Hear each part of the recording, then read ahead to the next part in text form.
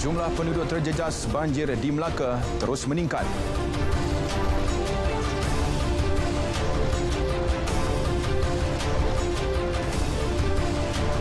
Cendana perlu bantu peluas produk seni dan kraf di peringkat antarabangsa.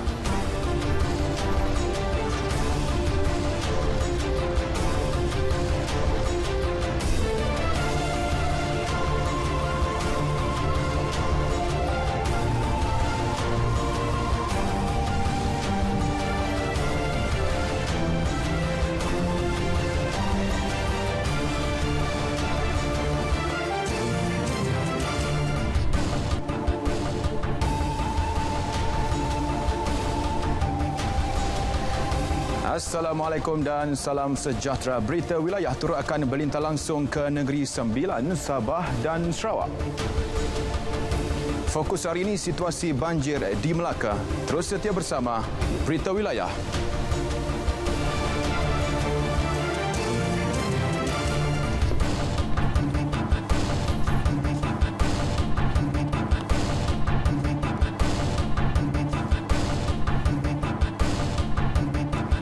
Perkembangan banjir di Melaka. Jumlah penduduk di 12 pusat pemindahan sementara PPS terus meningkat. 1,116 daripada 285 keluarga dipindahkan setakat 12.30 hari tadi. Menurut Sekretariat Jawatan Kuasa Pengurusan Bencana Negeri PPS Sekolah Kebangsaan SK Air Molek di Melaka Tengah menempatkan paling ramai penduduk terjejas iaitu 198 penduduk daripada 44 keluarga. Ia diikuti PPS SK Taman Merdeka 157 penduduk daripada 43 keluarga dan PPS SK Krobong seramai 131 penduduk daripada 26 keluarga.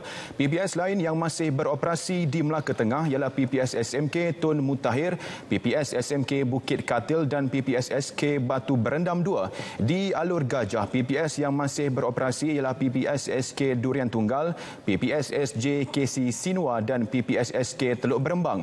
Manakala di Jasin, PPS SMK Seri Bemban, PPS SMK Dang Anum dan PPS SJ KC Shoh Yen. Sementara itu, penduduk terjejas banjir menyifatkan banjir kali ini antara yang terburuk pernah dialami. Warga Emas Marcel Salim berkata paras air banjir di kawasan rumahnya meningkat mendadak dalam tempoh hanya 30 minit. Pakcik dapat tahu daripada kawan saya, dia cakap rumah pakcik dah masuk air. Pakcik segera balik pada hospital. Walaupun pakcik baru keluar hospital. Pakcik balik ke rumah, pakcik tengok rumah pakcik dah habis masuk air. Pakcik terpaksa balik ke rumah, tengok barang-barang pakcik semua dah kena lah, dapat selamatkan pakcik. Pakcik dapat yang separuh je lah. Habis baru-baru lagi pakcik tengok dalam setengah jam tengok air tu dah nampak kaki dah naik dah. Pakcik tak boleh buat apa lah. Pakcik terserah pada Allah Ta'ala saja. Paras dada pun tinggi, ke tingkap habis dek. Paras tingkap habis. Pernah tapi tak adalah sampai macam teruk. Masih barang tu masih boleh diletak tinggi sikit kan. Tapi ni memang tak boleh dek. Memang habis dia bawa arus. Selalu kuat dek tahun ni. Selalu kuat. 7 lebih dah lah. 7 pagi ke 7 petang? Petang. 7 petang. Masa tu Uncle tengah buat apa? Satu orang duduk rumah duduk. Memang dekat dalam rumah lah. Dia duduk dalam rumah. Pasal dah hujan, aku tak mau keluar lah. Mana tahu sekali pula kawan kabut aku. So pukul berapa Uncle keluar pada Itu je lah, 7 lebih saya. 7 pagi, 7 petang lah. Aku cabut. Tinggal semua barang lah. Habis. Hujan lebat berterusan lebih 5 jam Rabu lalu menyebabkan beberapa laluan utama di Melaka dinaiki air. 7 pusat pemindahan sementara PPS di Hulu Dungun Terengganu akan dilengkapi sistem talian radio amatur bagi memudahkan proses komunikasi sebagai persediaan menghadapi musim banjir. Inisiatif sebagai persediaan awal dan alternatif kerana kawasan Kampung Terbabit sering mengalami gangguan terputus talian telekomunikasi setiap kali berlakunya banjir. Kelab Radio Amatur Komunikasi Bencana Terengganu Skuad 999 dan pejabat daerah Dungun mengambil inisiatif ini bagi meningkatkan sistem komunikasi dan kawasan pedalaman terjejas banjir sekaligus memudahkan segala urusan pemindahan dan penghantaran bantuan. PPS terlibat ialah Kampung Minda Jogok Batu, Kampung Syukur Pasir Raja, Tepus, Rantau Panjang dan Kuala Jengai yang sering terputus hubungan.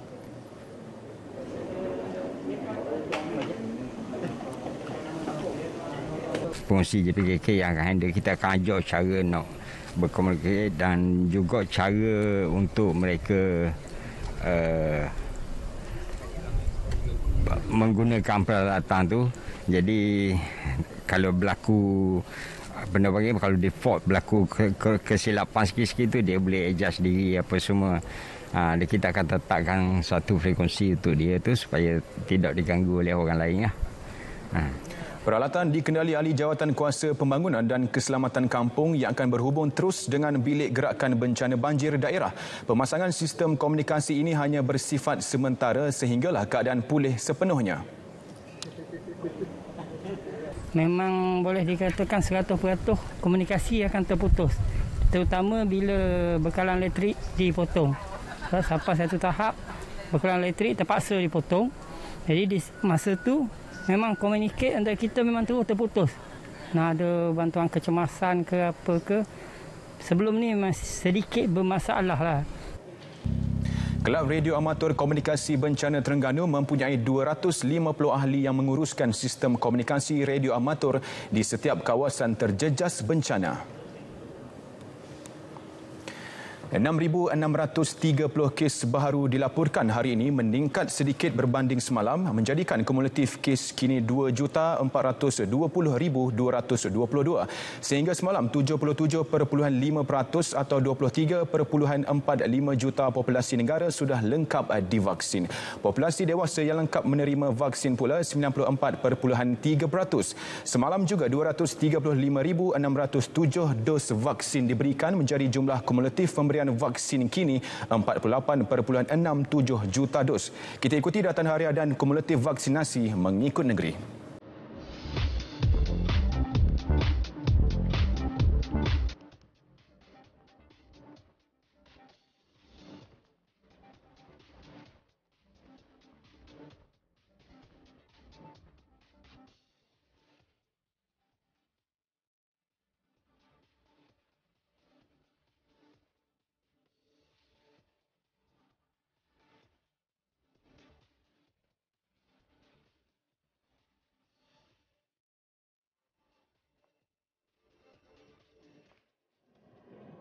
Saudara, sebagai kelangsungan kepada usaha menyemarakkan pembudayaan Al-Quran, Majlis Tilawah Al-Quran Johan-Johan Kebangsaan MTQ-JK akan berlangsung selama 5 hari bermula malam ini.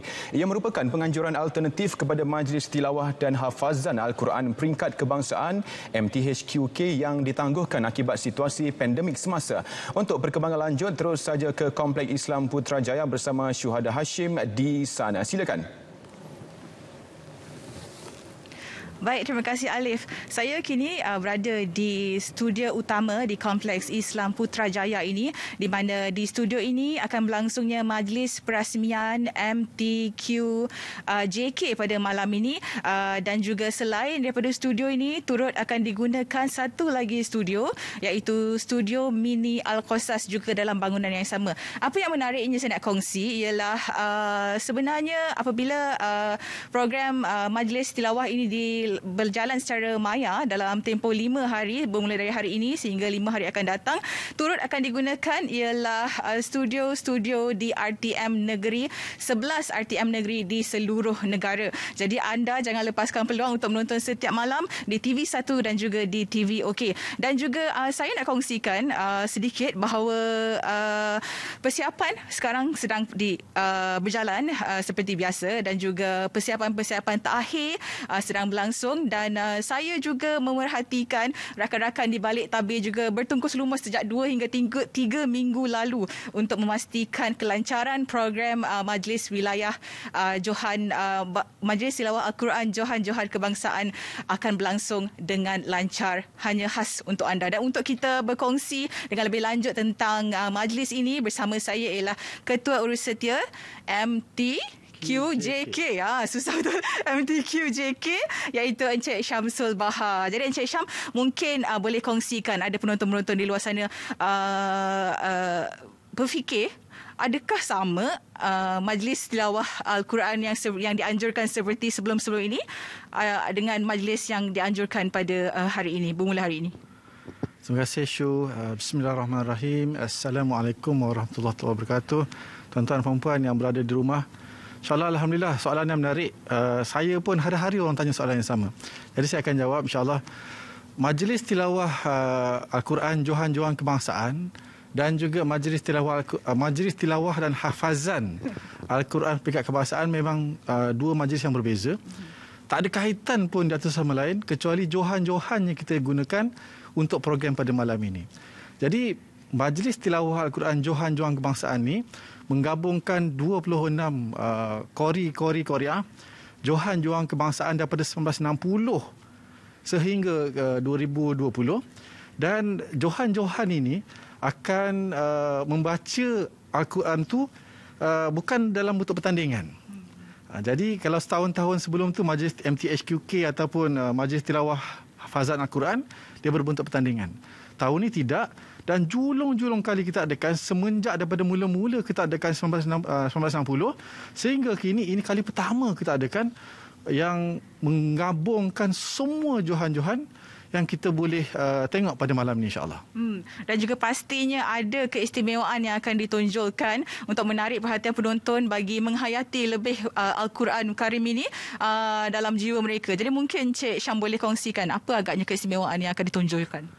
Baik, kalau julung kali kita adakan memang kita pun memberikan akan memberikan persembahan yang terbaik lah. Pertama sekali, kita akan mengumpulkan Johan Qori dan Qoriah kebangsaan itu talikan pertama. Keduanya, ibrah. Sebelum ni ibrah kita 2D. Kali ni kita akan tengok ibrah tersebut sangat menarik menggunakan teknologi augmented reality AR, dan kita rasa macam sangat-sangat tertarik dengan ibrah tersebut. Dan pada kali ini juga kita akan menggabungkan 10 kumpulan nasyid kebangsaan yang baru dan yang lama, dan boleh menambahkan lagi kecintaan kita kepada Al-Quran dan juga agama Islam insyaAllah.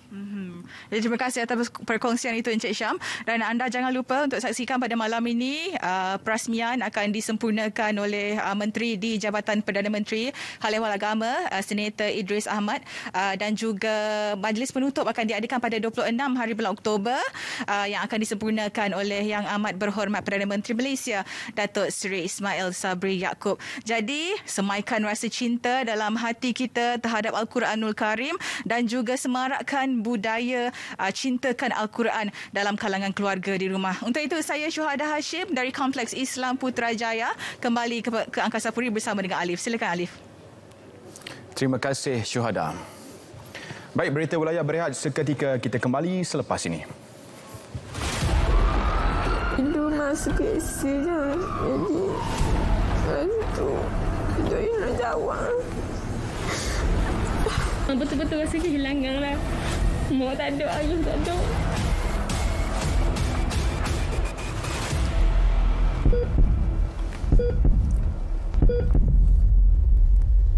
Nikmati penjimatan 50% dengan penyelesaian perniagaan Unify. Dengan Microsoft 365, kolaborasi dengan pelanggan, kongsi hasil kerja terbaik dan urus semua keperluan perniagaan anda. Layari unify.com.my/SME Grant hari ini.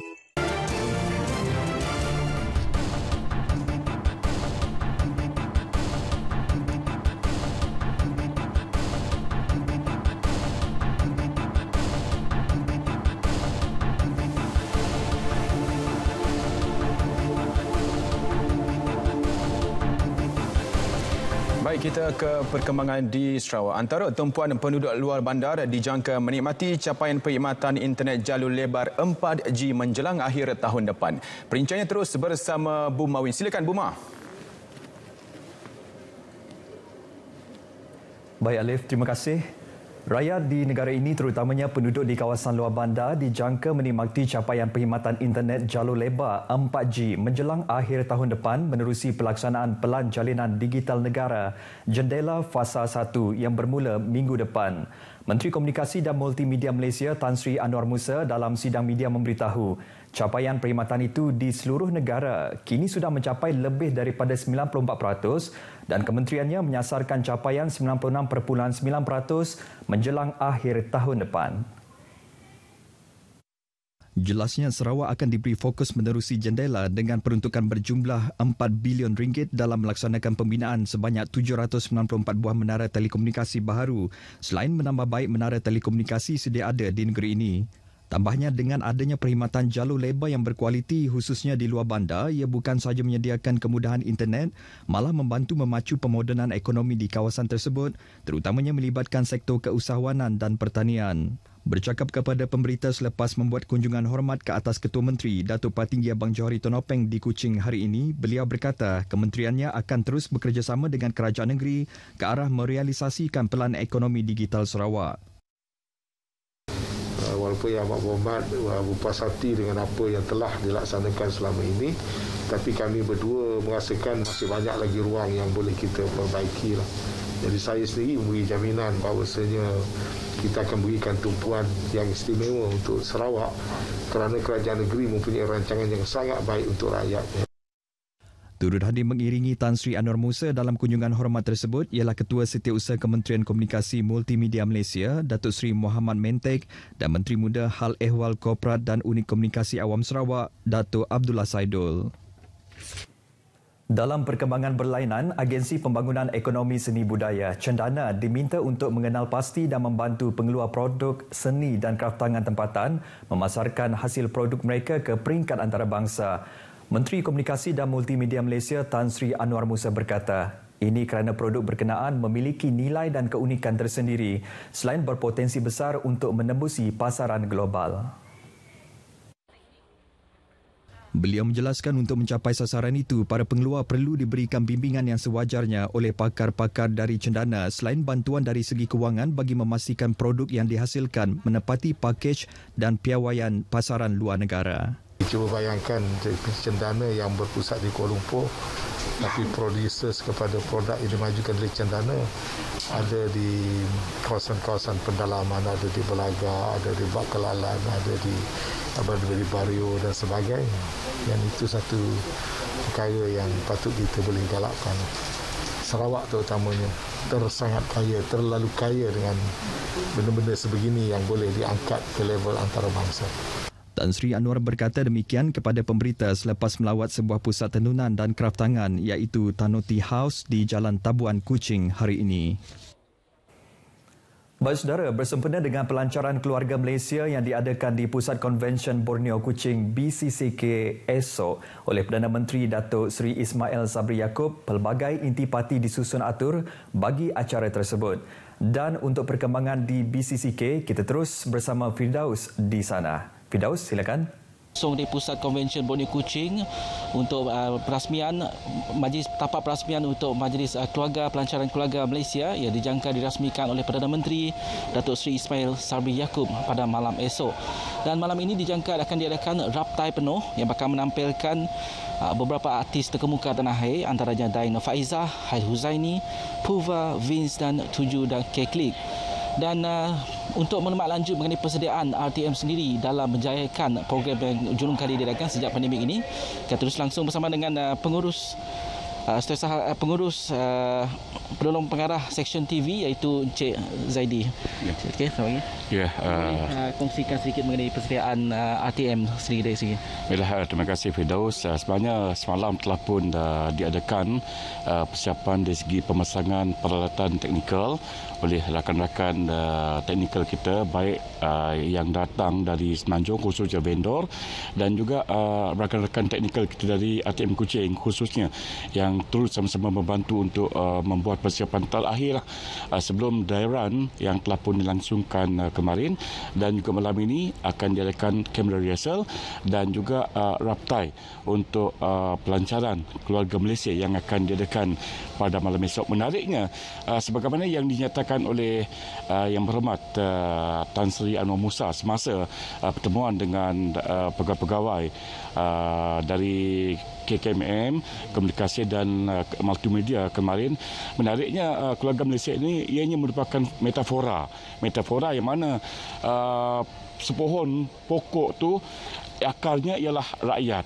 Jadi di situ menariknya ialah kekuatan dari segi kepimpinan tu sebenarnya adalah tertaluk kepada rakyat sendiri. Kuasa di tangan rakyat. Dan di situlah malam besok kita akan dapat menyaksikan pelancaran keluarga Malaysia ini yang turut menampilkan, memaparkan artis pelbagai kaum, ya. Khususnya ada dua segmen sebenarnya. Yang pertama daripada pukul 7.30 malam hingga pukul 8 malam yang menampilkan Jerry Kamit, seorang pemain sapek yang turut memenangi beberapa gelaran di peringkat antarabangsa, dan turut membuat persembahan ialah Nur Friza Busman dan juga Yahya Sulaiman yang sememangnya popular di kita di Sarawak ini dan telah memenangi beberapa gelaran, khususnya Bintang Piramidi Peringkat Kebangsaan tahun 2000. Dan untuk khususnya setelah berita perdana pukul 8 malam, 8.30 malam hingga ke 9.30 malam akan disiarkan secara langsung di TV1 lah. Pelancaran keluarga Malaysia yang mana turut menampilkan artis-artis popular tanah air, antaranya dari Nurfiza, Hael Husaini, Vince, Puva dan juga sebuah kumpulan yang tak asing lagi iaitu GK Klik lah yang turut menampilkan persembahannya esok. Dan ini merupakan suatu persembahan yang memaparkan artis pelbagai kaum juga. Dan yang pastinya ialah acara kemuncaknya lah yang akan dirasmikan pelancarannya oleh Yang Berhormat Perdana Menteri sendiri. Dan persiapannya lebih kurang 80% hingga ke saat inilah. InsyaAllah malam esok kita pasti akan menyaksikan sesuatu yang membanggakan kita sebagai rakyat Malaysia yang terdiri daripada pelbagai kaum. Ya. Jadi memandangkan kita dalam proses endemik, bagaimana keselamatan diambil kira? Seperti lazimnya RTK Antigen telah pun diagihkan kepada semua petugas-petugas kita, baik yang datang dari Semenanjung dan datang khususnya dari Sarawak sendiri. Mereka telah pun diagihkan peralatan tersebut untuk diuji nanti. Dan buat masa ini telah pun ada yang telah pun menghantar kepada pihak Rusia untuk memastikan bahawa kita semua selamat. Yang hadir di sini akan dapat menyaksikan persembahan dengan rasa selesa. Dan insyaAllah dengan mengikut SOP yang telah pun ditetapkan oleh pihak penganjur, insyaAllah kita pasti akan dapat menyaksikan sesuatu yang cukup istimewa pada malam esok. Terima kasih Encik Zaidi. Dan untuk tetamu demikian, untuk itu kita kembali kepada Buma di studio Kuching. Silakan. Terima kasih Firdaus atas laporan anda. Baik, berita seterusnya. Anugerah Kedai Harga Patut AKHP diperkenalkan oleh Kementerian Perdagangan Dalam Negeri dan Hal Ehwal Pengguna KPDNHP pada tahun 2003 dijadikan sebagai penanda aras kepada pihak peniaga bagi memastikan kualiti perkhidmatan dan penyampaian yang terbaik dapat diberikan kepada pengguna. Ketua KPDNHP Cawangan Miri Jo Azmi Jamil memberitahu penganugerahan Kedai Harga Patut 2021 Negeri Sarawak melibatkan 150 premis yang terbahagi kepada 8 kategori iaitu hypermarket, pasaraya, pasar mini, kedai runcit, kedai alat tulis dan buku, kedai pakaian, kedai makan dan gerai makan. Jelasnya terdapat 19 premis di Miri dianugerahkan AKHP tahun ini berdasarkan beberapa kriteria dan antaranya seperti menawarkan harga barangan yang berpatutan dan penyediaan perkhidmatan berkualiti selain persekitaran premis yang kondusif serta peragaan produk yang menarik. Premis-premis yang terpilih itu juga banyak membantu pengguna untuk membuat pilihan yang bijak dalam membeli sesuatu produk dan perkhidmatan. Jo Azmi menyatakan demikian dalam kenyataannya berhubung AKHP di Miri. Sementara itu, beliau turut menyeru peniaga supaya sentiasa mematuhi peruntukan undang-undang dan mengamalkan sikap beretika dalam menguruskan perniagaan mereka. Dengan penganugerahan tersebut, beliau berharap agar ia dapat menjadi pemangkin kepada peniaga dan pengusaha untuk terus menawarkan harga yang mampu milik kepada pengguna. Baik saudara, sekian perkembangan berita dari Sarawak. Kita kembali bersama Alif di Angkasa Puri. Silakan Alif. Terima kasih Bu Mawin. Baik, seterusnya, pilihan raya umum PRU Dewan Undangan Negeri Dun Sarawak ke-12 antara perkara yang dibincangkan Menteri Komunikasi dan Multimedia Tan Sri Anwar Musa bersama Ketua Menteri Datuk Patinggi Abang Johari Tun Openg semasa kunjungan hormat di Wisma Bapa Malaysia Kuching pagi tadi. Tan Sri Anwar bagaimanapun menegaskan pengumuman mengenai perkara tersebut hanya boleh dibuat oleh Kerajaan Sarawak. Saya tak boleh komen itu kerana itu detail-detail itu adalah hak dan budi bicara kerajaan negeri. Tan Sri Anwar berkata demikian kepada pemberita selepas melakukan lawatan ke sebuah pusat tenunan dan kraft tangan iaitu Tanoti House di Jalan Tabuan Kuching. Tempoh penggal Dun Sarawak telah tamat pada 6 Jun lepas. Bagaimanapun PRU Dun Sarawak digantung di bawah ordinan darurat sehingga 2 Februari tahun depan. Desas-desus kemungkinan PRU Dun Sarawak akan diadakan lebih awal hangat diperkatakan akhir-akhir ini. Namun Pejabat Ketua Menteri dalam satu kenyataan semalam memaklumkan tiada sebarang mesyuarat yang dihadiri oleh Datuk Patinggi Abang Johari berhubung pembuaran Dun Sarawak. Toleransi menjadi kunci perpaduan di Sarawak yang disemai sejak kecil. Justru tidak mustahil apabila meraihkan perbezaan merupakan kebanggaan penduduk bumi Kenyalang. Pelancaran keluarga Malaysia esok boleh Perdana Menteri bakal menjadi sejarah penting khususnya dalam memperincikan nilai kebersamaan yang menjadi kunci perpaduan. Ikuti laporan yang disediakan Firdaus Arashi Idris dalam berkongsi acuan di sebalik konsep keluarga Malaysia.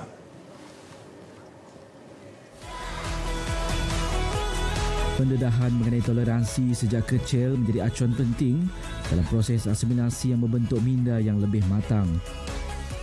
Dalam ucapan sulung selaku Perdana Menteri 22 Ogos lalu, Datuk Seri Ismail Sabri Yaakob mengajak keluarga Malaysia mengetepikan perbezaan bagi memulihkan semula negara dalam merealisasikan wawasan kemakmuran bersama 2030. Konsep keluarga Malaysia bersifat inklusif dan diamalkan menerusi tiga teras utama merangkumi keterangkuman, kebersamaan dan kesyukuran. Macam kalau dekat Sarawak ni, kita memang dah biasa bergaul. Macam saya sendiri, family saya, background walaupun pure Bidayuh, tapi saya abang ipar, kakak ipar semua lain-lain bangsa. Ada adik Iban, ada Melayu. And then my auntie also kahwin dengan Indian or Chinese. So kita memang dari kecil memang dah dididik dengan cara yang hidup secara harmoni. Saya daripada keluarga ada yang mix Cina. Memang dekat Sarawak ni memang dia banyak mix lah. So saya pun di antara yang begitu juga. Contoh saya mix Cina. So memang tu dah salah satu macam mana orang cakap, kebiasaan untuk kami bergaul dengan berbilang kaum dan agama. Yang penting pada saya untuk perpaduan ini ialah penerimaan dan toleransi untuk setiap kepercayaan, agama, cara hidup dan sebagainya. Jadi bila kita dapat terima dan kita dapat toleransi kepada perbezaan dan persamaan ini, keharmonian akan terjadi. Paling utama, konsep keluarga Malaysia tidak hanya bersandarkan pada perbezaan identiti semata-mata. Sebaliknya, ia turut meraihkan pandangan yang pelbagai. Konsep keluarga Malaysia memberi satu semangat baru kepada nilai-nilai perpaduan yang perlu diterapkan dalam semua masyarakat, lapisan masyarakat di Malaysia. Dan ini juga memberi satu dimensi baru bagi semua pihak memahami antara satu sama yang lain. Firdaus Arashi Idris, Sarawak, RTM. Saksikan siaran langsung pelancaran keluarga Malaysia dari Kuching, Sarawak yang akan disempurnakan oleh Yang Amat Berhormat Datuk Seri Ismail Sabri bin Yaakob, Perdana Menteri Malaysia, Sabtu 23 Oktober 2021 pukul 7.30 malam. Ayuh kita zahirkan impian bersama menjunjung semangat yang bernama Keluarga Malaysia. Istimewa hanya di TV1, saluran berita RTM dan penstriman langsung di aplikasi RTM Klik.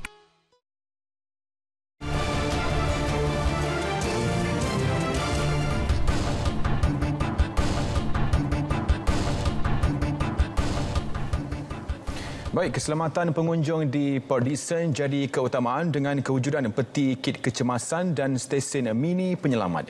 Juga latihan kuasa tembakan ATM perkukuh keselamatan negara. Perincian lanjut bersama Azlina Kamarudin langsung dari Negeri Sembilan. Silakan.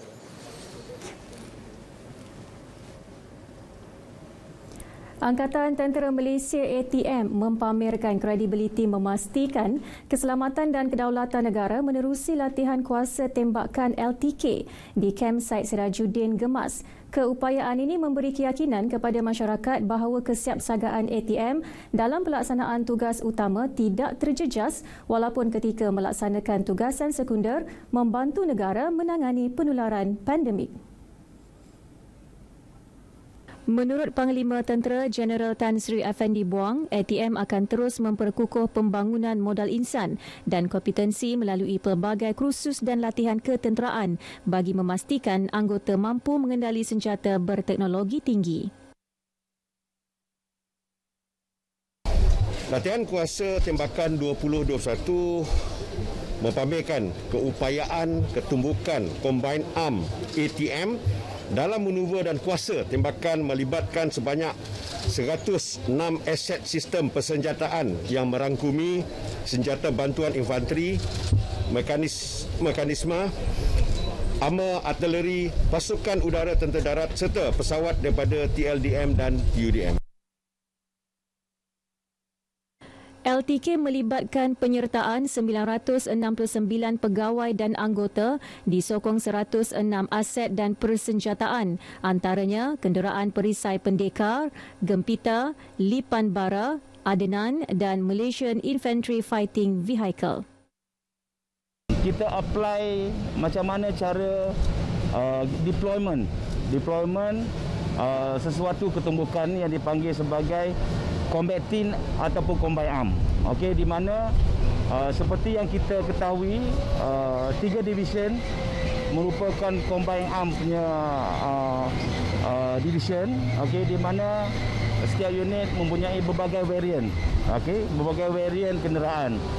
Okey, especially daripada 4 brigade mechanized. Okey, dia ada Adnan, gempita, okey. Dan daripada situ kita combinekan semua sekali untuk dijadikan satu senario dan juga kita jadikan ia sebagai satu kedudukan yang hebat. Peti kit kecemasan Life Saving Appliance atau LISA merupakan inovasi terbaharu Jabatan Bomba dan Penyelamat Negeri Sembilan sebagai langkah awal penyelamatan awam terutama di pantai dan sukan air. Terdapat 3 lokasi utama di Port Dickson dilengkapi peti kit LISA iaitu di Pantai Saujana, Pantai Teluk Kemang dan Pantai Angkasa Residence.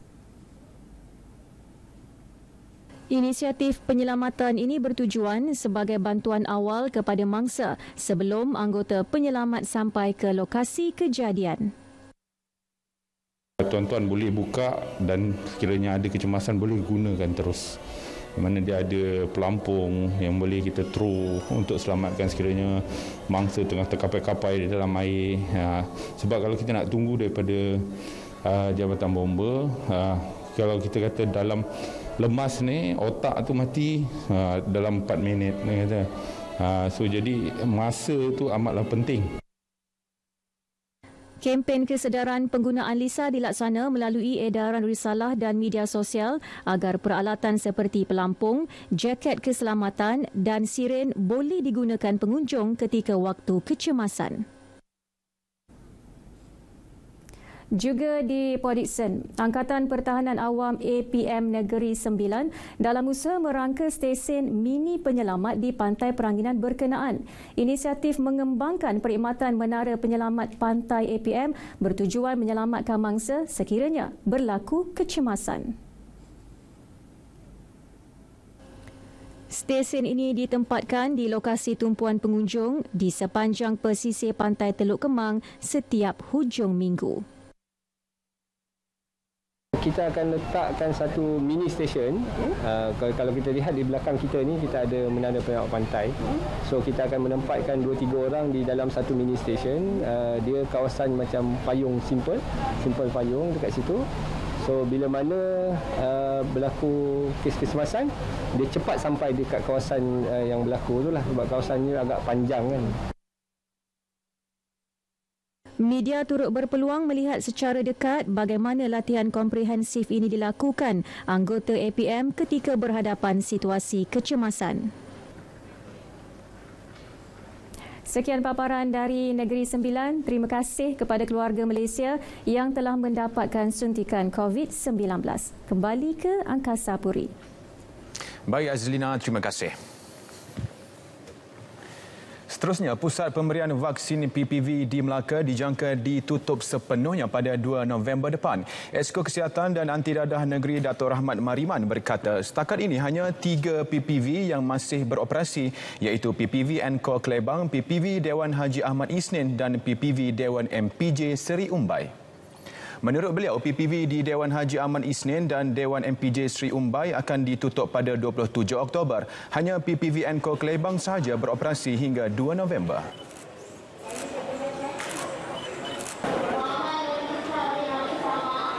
Jadi sekarang ni untuk makluman kita punya proses vaksinasi dewasa yang mendaftar ataupun mengikut jumlah populasi telah pun mencapai lebih daripada 90%, begitu juga dos 1 dan dos 2. So untuk populasi dewasa ni kita telah pun pelan-pelan menutup PPV lah.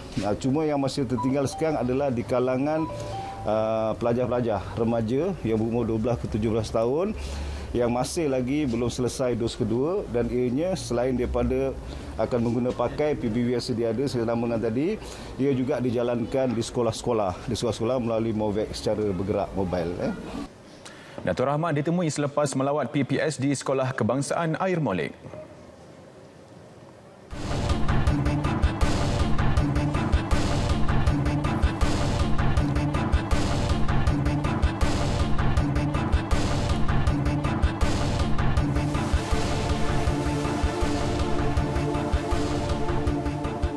Bilangan penduduk yang divaksin terus meningkat menerusi projek penilaian pantas dan operasi vaksinasi. Perincang lanjut bersama Konstantin Palawan di Negeri di Bawah Bayu. Silakan.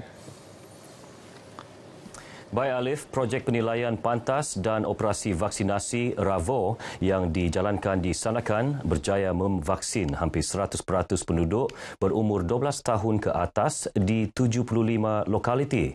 Pegawai Kesihatan Kawasan Sanakan, Dr. Johari Awang Besar berkata ia melibatkan seramai 33,039 penduduk daripada 33,226 yang layak divaksin.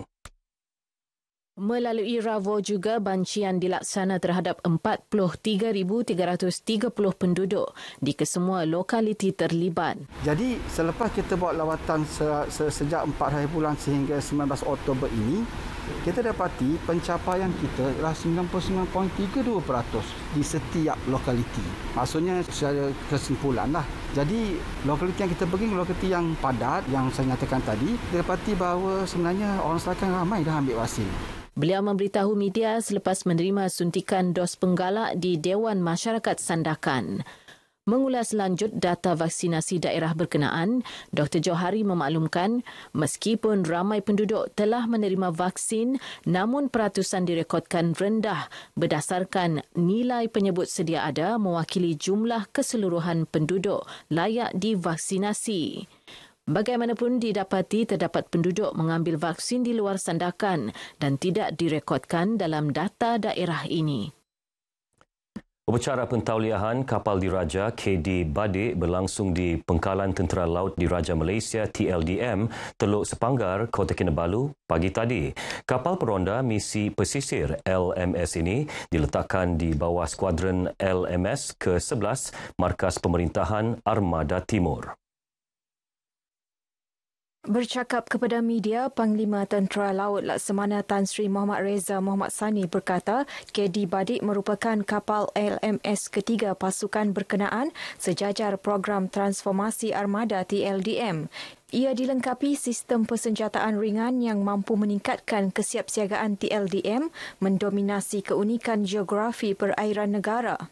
Keperluan dia, kapal skuadron LMS ni yang terbaru kan.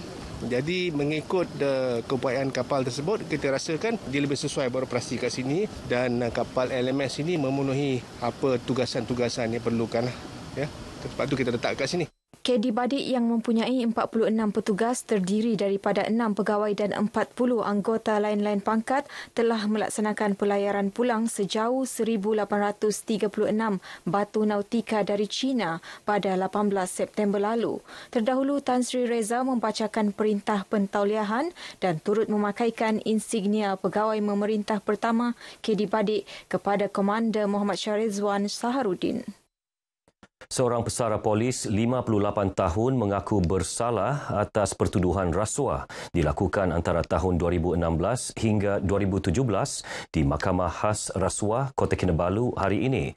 Sementara dua lagi bekas rakan sekerjanya, masing-masing berumur 44 dan 38 tahun, mengaku tidak bersalah ketika pertuduhan dibacakan di hadapan Hakim Abu Bakar Manat.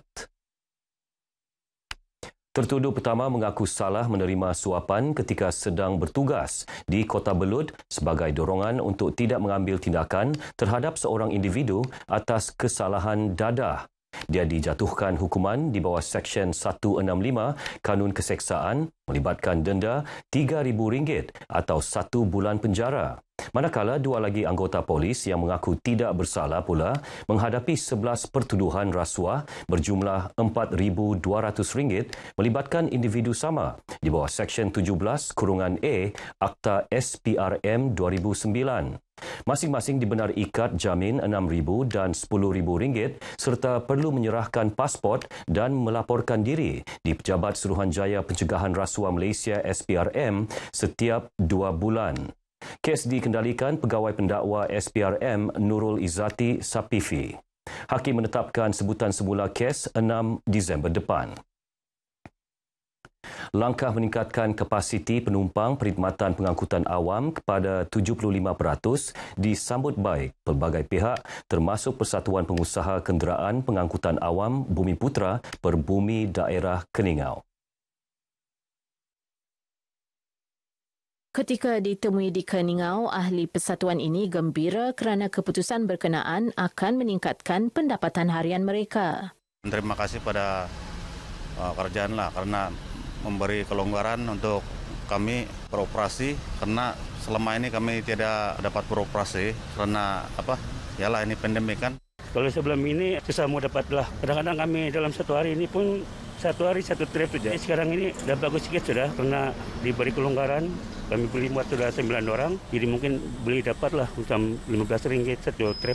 Terima kasih juga lah untuk kerajaan sebab menjalankan operasi bas ini memudahkan kami untuk berurusan misalnya kami tidak kendaraan untuk pergi ke Pekan dan juga baliklah. Dalam pada itu turut disambut baik masyarakat Keningau kelonggaran bagi sektor pelancongan di negeri ini. Syukurlah dapat bawa family, dapat kita kasih relax tension dari kerja dan dapat bawa ini budak-budak semua keluar lah. Gembiralah dapat bekerja semula. Kalau dulu kami amat terkesan dengan ini SOP ini, PKP ini. Sekarang ada syukur gaji pun sudah ada sedikit, pendapatan sudah ada sedikit. Kami amat bersyukurlah kepada kerajaan untuk melonggarkan ini SOP. Jadi terima kasihlah kepada kerajaan lah kerana memberi kelonggaran lah untuk merentas sama aktiviti pelancongan. Kalau dulu stres kan, sekarang ni tidak sudah. Ya, yang penting jaga SOP lah. Sementara itu, pematuhan prosedur operasi standard SOP solat Jumaat yang dikeluarkan Jabatan Hal Ehwal Agama Islam Negeri Sabah, JAHINS, pada 14 Oktober lalu juga baik. Tinjauan RTM di Masjid At-Taqwa KKMM, Kota Kinabalu mendapati jawatankuasa masjid dan jemaah yang hadir mematuhi peraturan yang ditetapkan. Antara SOP ditetapkan, jumlah jemaah bagi solat Jumaat adalah 50% kapasiti masjid dengan penjarakan 1 meter. Jemaah juga masih lagi perlu merekodkan kehadiran dengan mengimbas kod melalui aplikasi MySejahtera selain memeriksa suhu. Tempoh masa solat Jumaat kekal seperti sebelum ini iaitu maksima 7 minit. Sekian paparan dari Sabah bersama saya Konstantin Palawan. Teruskan bersama berita RTM bagi perkembangan sahih dan terkini. Kembali bersama Alif Jangkasapuri. Baik, terima kasih Konstantin.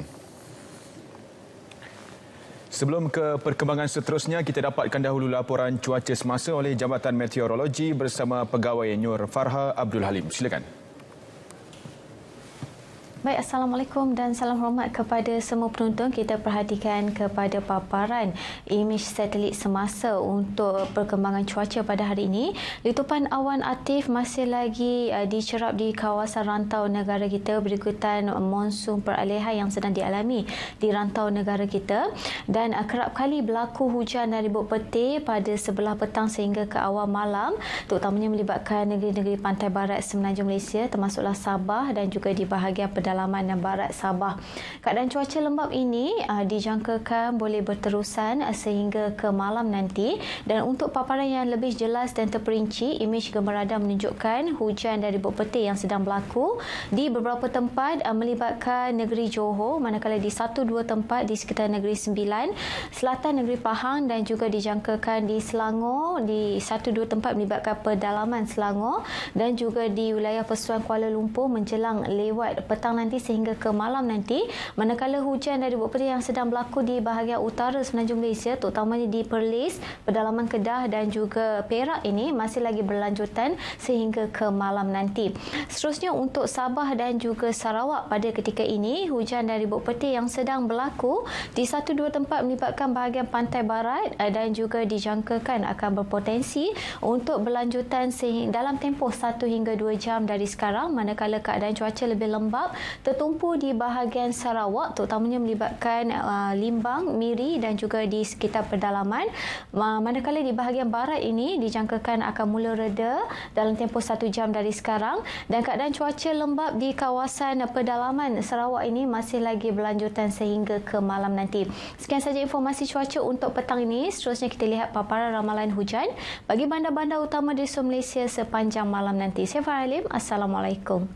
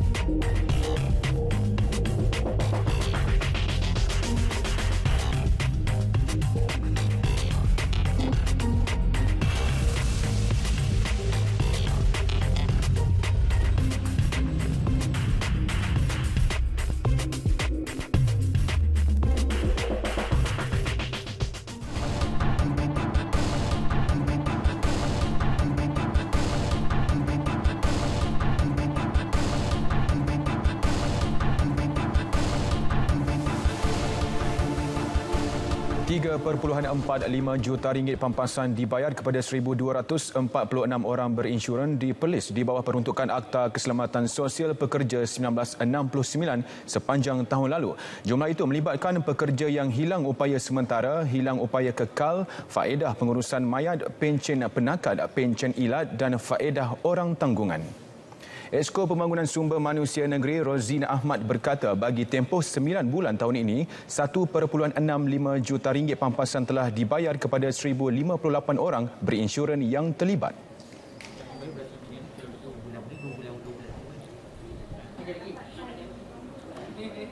Jadi di sini apabila berlakunya apa-apa saja masalah ataupun kemalangan di tempat kerja, insya-Allah mereka akan dibantu, bukan saja pada pencarum tetapi keluarga akan mendapat bantuan yang sewajarnya. Dan saya ucap tahniah sekali lagi lah pada Perkeso atas sambutan 50 tahun ini, dan saya mengharapkan skim yang terbaru yang diperkenalkan kepada wanita akan lebih hebat lagi dalam kita nak membantu wanita dalam apa keadaan sekalipun.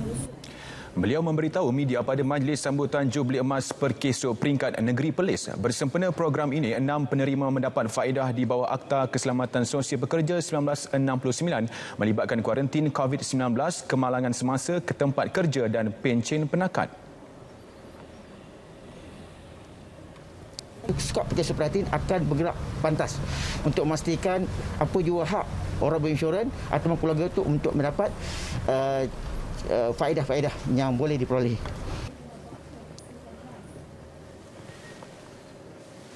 Saudara, setiap kali menuju ke utara Zoo Taiping and Night Safari antara destinasi pilihan jika berkunjung ke Bandar Warisan Taiping. Fairuz Rizwan Badarudin ada perinciannya. Sudah 60 tahun Zoo Taiping and Night Safari mewarnai kemerihan percutian keluarga Malaysia. Dikelilingi alam semula jadi indah berhampiran kaki Bukit Larut, ia sememangnya salah satu ikon pelancongan terkenal di Perak. Zoo Taiping ni ada 2 sesi lah, satu sesi siang dan satu sesi malam ataupun night safari. So mana-mana pengunjung dia boleh memilih sama ada nak memilih siang ataupun nak memilih malam. Kalau dia masa pengalaman malam, maka mereka akan pergi kepada night safari lah. So maknanya kalau suasana itu akan dapat dirasai sendiri oleh setiap pengunjung. Zoo Taiping menjadi habitat kepada lebih 1,000 ekor haiwan yang terdiri daripada lebih 200 spesies. Kejayaan membiakkan beberapa spesies menerusi program pembiakan dan konservasi hidupan liar, sesuatu yang harus dibanggakan. Antara yang paling penting adalah kita ada buat program untuk pembiakan dan pelepasan semula untuk burung botak upih. Sebenarnya kita ada program pembiakan dan pelepasan semula, dan program itu sangat berjaya sebab burung yang kita lepaskan itu masih berada di kawasan zoo. Dia gunakanlah kawasan di luar Taman Tasir dan sebagainya. Selain daripada itu, kita contoh yang ada macam harimau belang Malaya yang kian diancam kepupusan, kita ada buat program pembiakan untuk dia. Pelaksanaan Perintah Kawalan Pergerakan memberi impak ketara jumlah pengunjung di sini. Namun, setelah kembali dibuka berikutan kebenaran rentas negeri, ia memberi nafas semula kepada Zoo Taiping.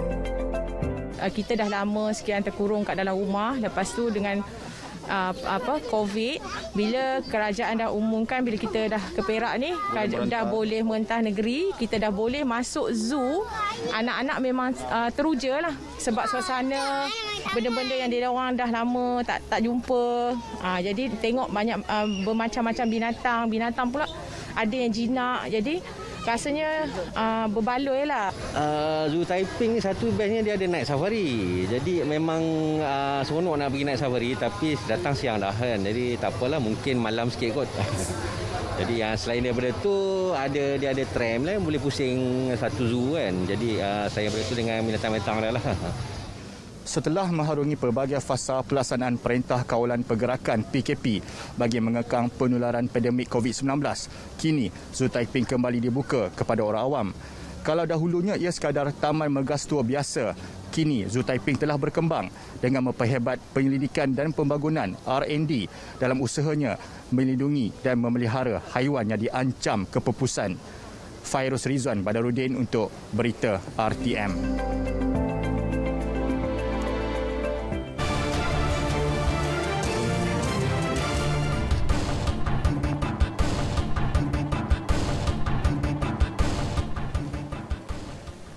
Baik, seorang bomoh lelaki yang dikenali sebagai Ayah Su disambut reman 5 hari lagi bagi membantu siasatan berhubung kes rogol terhadap bakal pengantin yang dipercayai mengalami gangguan makhluk halus. Wanita itu mendakwa dirogol semasa mendapatkan rawatan di Tendung di Pasir Mas, Kelantan minggu lalu. Perintah reman dikeluarkan Magistrate Mahkamah Kota Baru Muhammad Fitri Mokhtar. Suspek yang berusia 67 tahun tiba di perkarangan mahkamah pada 9.30 pagi diiringi anggota polis. Kes disiasat mengikut Seksyen 376 Kanun Keseksaan. Terdahulu, Ketua Polis Daerah Pasir Mas Assistant Commissioner Nasaruddin Mat Nasir berkata, wanita berusia 23 tahun itu dikatakan berkenalan dengan suspek di sebuah kedai pada hari kejadian. Suspek meminta mangsa hadir ke rumahnya pada pukul 3 petang bersama bakal suami serta ibu wanita berkenaan. Lelaki terbabit meminta wanita berkenaan masuk ke dalam dalam sebuah bilik untuk sesi rawatan sebelum merogol mangsa. Suspek turut memberi amaran kepada wanita itu agar tidak memberitahu sesiapa mengenai kejadian terbabit, namun mangsa menceritakan kepada bakal suaminya serta keluarga sebelum tampil membuat laporan polis.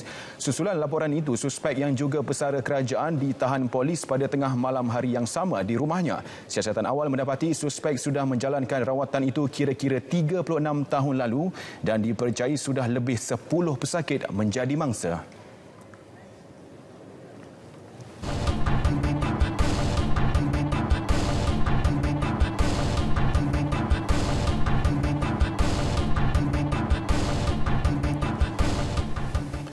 Menjelang pembentangan bajet 2022, Lembaga Kemajuan Ikan Malaysia LKIM berharap peruntukan tambahan diberikan kepada golongan nelayan selain perancangan sekuriti makanan yang stabil dan mencukupi.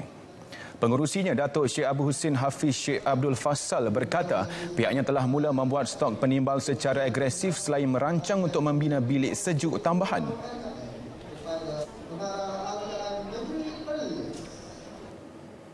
Sebagai contoh, di Kuala Besut kita dah luluskan sebanyak 500 tan metrik. Di Kuantan kita sedang merancang sebanyak 400 metrik tan. Di Perak kita akan buat satu. Di Kuala Kedah kita akan buat sebanyak 500 metrik tan. Dijangka yang baru ni lebih kurang 2,000 metrik tan, termasuk di Sabah dan Sarawak. Jadi ini perancangan kita supaya kita dapat rancang supaya sumber protein kita sentiasa berada di tahap yang boleh sampai kepada pengguna. Beliau berkata demikian selepas menyempurnakan majlis pra-pelancaran sambutan Jubli Emas 50 tahun LKIM di Puchong, Selangor.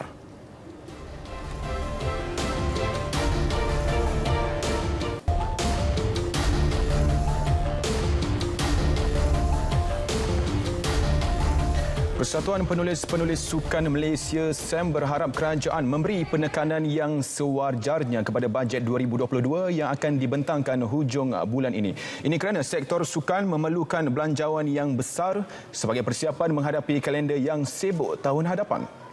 Jelas Presiden SAM Norris Ahmadi Abdul Manap, selain Kejohanan Sukan Malaysia Johor 2021 atau SUKMA 2021, atlet juga memerlukan persediaan bagi menghadapi Sukan SEA Vietnam, Sukan Commonwealth Birmingham dan Sukan Asia Hangzhou di China.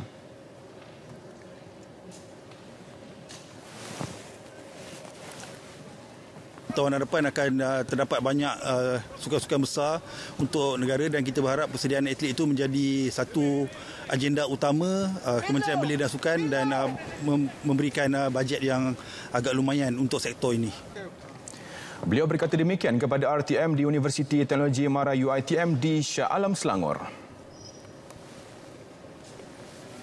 Seramai 10,000 peserta dijangka menyertai Sukan Parlimen Sukpar 2021 yang bakal berlangsung bermula hari ini sehingga 5 Disember depan. Menteri Wilayah Persekutuan Datuk Seri Syahidan Kasim menjelaskan selain perkonsepkan amalan bersukan, Kejohanan juga menggalakkan setiap pejabat ahli parlimen dan Majlis Perwakilan Penduduk MPP bergiat aktif. Sukpar 2021 yang kembali diadakan pada tahun ini di antara parlimen di seluruh wilayah Persekutuan Kuala Lumpur, Putrajaya dan Labuan. Kejohanan ini bakal mempertandingkan 6 jenis sukan, antaranya e-sukan, larian virtual, virtual combat dan cabaran memanah.